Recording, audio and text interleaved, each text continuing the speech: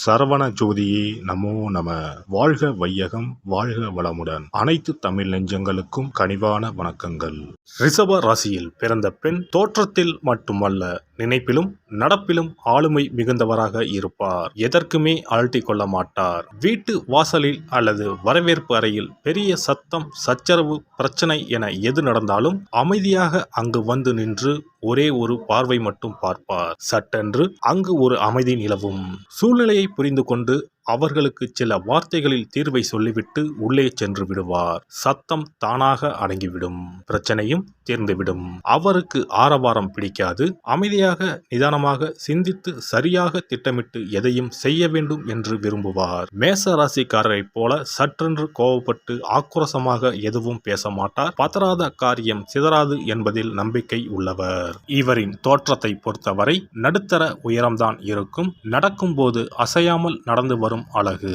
பார்வையிலோ உடல் அசைவிலோ எந்த உணர்ச்சியும் காட்டாத நிதானம். இவர் நடையில் வேகம் இருக்காது. நிதானமாக உடல் குலுங்காமல் நடப்பார். நேர்கொண்ட பார்வை உள்ளவர். காதுகள் சற்று விரைப்பாக இருக்கும். மூக்கு நுனி சற்று உயர்ந்தது மாதிரி தோன்றும். பல விஷயங்களை இவர் கண்ணால் கவனிக்காமல் மூக்கால் அறிகிறாரோ என்று தோன்றும். வாசனை நிபுணர். எந்த ஒரு செயலையும் ஆளையும் வாசனையை வைத்தே முன்கூட்டி ஊகித்து விடுவார். இவர் நடத்தை இவரை ஒரு ராணி போல உணரச் செய்யும்.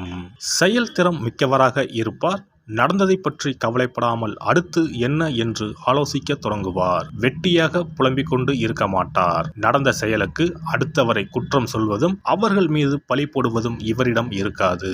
சரி, நடந்தது நடந்துவிட்டது, இனி ஆக வேண்டியது என்ன என்று பார்ப்போம் என்று ஆக்கப்பூர்வமாக சிந்திப்பார். குடும்பத்தில் பொறுப்பும் பாசமும் உள்ளவராக இருப்பார். வீட்டு பொறுப்பை சிறு வயதிலேயே ஏற்றுக்கொண்டு செம்மையாக செயல்படுவார். பெரிய குடும்பத்தில் வாழ்க்கைப்பட்டாலும் அதை சீரோடும் சிறப்போடும் முன்னுக்கு கொண்டு வருவார். மற்றவர்கள் தன் பேச்சை கேட்க வேண்டும் என்று எதிர்பார்ப்பார். தனக்கு முழு ஒத்துழைப்பு கொடுக்க வேண்டும் என்பதை வலியுறுத்துவார். இவருக்கு யாரும் நெகட்டிவாக பேசுவது பிடிக்காது. எதையும் ஆக்கப்பூர்வமாக சிந்திப்பார். அதன்படியே செயலாற்றுவார். இவர் உழைப்பையும் தன் அறிவையும் நம்புகிறவர் என்பதால் சகுனம், சென்டிமெண்ட்ஸ் எல்லாம் இவருக்கு கிடையாது. தமது குடும்ப நிறுவனம் நலிவடைகிறது என்றால், தனது குடும்ப நலம் தோய்வுறுகிறது என்றால் உடனே அதன் தலைமை பொறுப்பை தானே முன்வந்து ஏற்று அதனை சிறப்பாக நடத்தி முன்னேற்றுவார். இவருக்கு யாரையும் பழிவாங்கும் எண்ணமோ துரத்தி அடிக்கும் எண்ணமோ இருக்காது. மிகுந்த கருணை உள்ளவர். ஆனால் தானம் தர்மம் நிறைய செய்வார் என்று எதிர்பார்க்க முடியாது. செய்வார், அதுவும் ஒரு அளவுக்குத்தான் செய்வார். ஆனால் நல்ல பல ஆலோசனைகள் சொல்லி சிக்கனமாக வாழும் முறைகளையும் இவர் கற்றுக் கொடுப்பார். எதனையும் அளவோடு செலவழித்து அளவோடு அனுபவித்து வாழக்கூடியவர். இவருக்கு ஃபேன் காற்று கூட வேகமாக வந்தால் பிடிக்காது. மென்மையாக தென்றலை போல காற்று வீச வேண்டும். பல்லை கட்டும் குளிரோ வியர்த்து ஒழுகும் வெயிலோ இவருக்கு பிடிக்காது. வியர்க்காமலும் குளிராமலும் இருக்கும் மிதமான தட்ப வெப்பத்தையே இவர் விரும்புவார். இதனால் இவர் பெரும்பாலும் சுகமான கிளைமேட் உள்ள இடங்களுக்கு சுற்றுலா செல்ல விரும்புவார். கண்முன்னே விரிந்து கிடக்கும் கடலை பார்க்க ஆசைப்படுவார். உயரத்தில் இருந்து கொட்டும் அருவியை பார்க்க ஆசைப்படுவார். கிளி, மயில், சிட்டுக்குருவி போன்ற அழகான பறவைகளை பார்த்தும் ரசிப்பார். பாம்பு, முதலை, காண்டாமிருகம் போன்றவை இவருக்கு பிடிக்காது. வீட்டில் சமைத்த நல்ல சத்துள்ள உணவுகளை உண்பதில் ஆர்வம் உள்ளவர்கள் இவர்கள். சமையலில் கெட்டிக்காரர்கள். சமையலுக்குள் மையலை அடக்கியவர்கள். யாரையும் தன் ருசியான சமையலால் வசியப்படுத்தி விடுவார்கள். தன் கணவனுக்கு அடுப்பாங்கரையே அரண்மனை என்ற எண்ணத்தை ஏற்படுத்தி விடுவார். அடிக்கடி வீட்டில் விருந்துகள் நடக்கும்.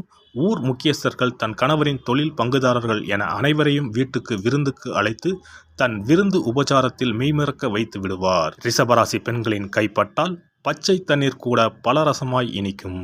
விருந்துக்கு வந்தவர்களை வரவேற்று உபசரிப்பதில் இவருக்கு நிகர் இவரே. வந்தவர்கள் முன்பு கம்பீரமாகவும் கண்ணியமாகவும் கனிவாகவும் நடந்து கொள்வார். தன்னை யாரும் பொது இடத்தில் உதாசீனப்படுத்திவிடக் கூடாது என்பதில் கவனமாக இருப்பார். தனியாக அழைத்து குற்றங்குறைகளை கூறினால் ஏற்றுக்கொள்வார். ஆனால் பலர் முன்னிலையில் தன்னை குற்றப்படுத்தும் போது திருத்திக் கொள்கிறேன் என்று சொல்ல மாட்டார். அந்நேரம் எரிமலையாக சீறிவிடுவார். இவருக்கு கோபம் வராது. வந்தால் வீட்டில் பிரளயம்தான் நடக்கும். இவர் சாப்பிடும்போது நிதானமாக சாப்பிடுவார். நின்று கொண்டே சாப்பிடுவது, நேரமாகிவிட்டது என்று மடமடவென்று அள்ளி விழுங்குவது இவருக்கு பிடிக்காது. நேரமில்லை என்றால் போகும் வழியில் ரயிலிலோ பேருந்திலோ சாப்பிடுவார். ஆனால் அறக்க பறக்க சாப்பிட மாட்டார். இருப்பதை சாப்பிடுவோம் என்று மிச்ச மீதியை சாப்பிட மாட்டார். எல்லோரும் சாப்பிட்டு முடித்ததும் இவர் 2 தோசையை சுட்டு வைத்துக்கொண்டு அதற்கு தனியாக ஒரு சுவையான சட்னி அரைத்து வைத்துக்கொண்டு நிதானமாக சாப்பிடுவார். உணவுப் பொருட்களை வீணாக்க மாட்டார். 20 என்றாலும் 20 பேர் என்றாலும் இவரால் அளவாக சமைத்து அழகாக பரிமாற முடியும். ரிஷபராசி பெண்கள் பெரும்பாலும் அதிக அளவில் படிக்கவோ பட்டம் பெறவோ விரும்ப மாட்டார்கள். அவருக்கு அது தேவையும் இல்லை. சிலர் படிப்பார்கள். ஆனால் பட்டப்படிப்பு இல்லாமலேயே இவரால் ஒரு தொழிலை சிறப்பாக நடத்த இயலும். நடைமுறை யதார்த்தத்தை நன்கு தெரிந்து கொண்டு அதற்கேற்ப குடும்பம் நடத்துவார். தம் தொழிலையும் நடத்துவார். அதையும் சிறப்பாகவே நடத்துவார். எந்த தொழிலை இவர் செய்தாலும் அது நல்ல லாபத்துடன் தான் நடக்கும். அந்த அளவுக்கு சிறப்பாக செய்வார். எனவே அனுபவ கல்வி, இயற்கை ஞானம் போன்றவையே போதும். பட்டப்படிப்பு தேவைப்படாது. அப்படியே படித்தாலும் இவர் படித்தது ஒன்றாக இருக்கும், பார்க்கும் தொழில் வேறொன்றாக இருக்கும். இவர் எந்த நேரத்திலும் தடுமாற மாட்டார். ஸ்டடியாக இருப்பார். இவர் மனதில் சஞ்சலமோ சங்கடமோ இருக்காது. மனதில் தெளிவும் செயலில் உறுதியும் காணப்படும். சிக்கலான சூழ்நிலைகளில் வீட்டில் இருந்தபடியோ வெளியில் சென்றோ வருமானம் ஈட்டி வீட்டினருக்கு கொடுத்து உதவி குடும்ப சிக்கலில் இருந்து மீட்டு வருவார். ரிஷபராசி பெண்கள் தாயாக அல்லது குடும்ப தலைவியாக இருக்கும்போது மிகுந்த கண்டிப்புடன் இருப்பார். இவருக்கு வீட்டில் இருக்கும் பெரியவர் முதல் குழந்தைகள் வரை பயப்படுவார்கள். அனைத்தும் சுத்தமாக இருக்க வேண்டும். எடுத்த பொருளை திரும்பவும் எடுத்த இடத்தில் வைக்க வேண்டும். அந்தந்த நேரத்தில் அந்தந்த வேலையை முடித்துவிட வேண்டும். வேலைகளை பெண்டிங் வைக்கக்கூடாது. எது செய்தாலும் அதை முறையாக ஒழுங்காக செய்ய வேண்டும்.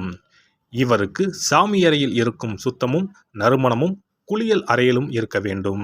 மாலை வேளைகளில் இப்பெண்களின் வீடுகளில் விளக்கேற்றும் நேரத்தில் பக்தி பாடல்கள், ஸ்லோகங்கள் ஒலிக்க கேட்கலாம். பாட்டு கேட்டுக்கொண்டே சமையல் செய்வது, தையல் தைப்பது இவர்களின் பழக்கம். வெறுமனே பொழுதை போக்கக்கூடாது என கருதுவார். அதே சமயம் பாட்டு கேட்பது இவருக்கு ரொம்ப பிடிக்கும். எனவே இரண்டையும் இணைத்து ஒன்றாக செயல்படுவார். சுக்கிரனின் ஆட்சி அதிகாரத்தில் உள்ள ராசியில் பிறந்த இவர்களுக்கு ஆழமான அலட்டாத காதல் மிகவும் பிடிக்கும்.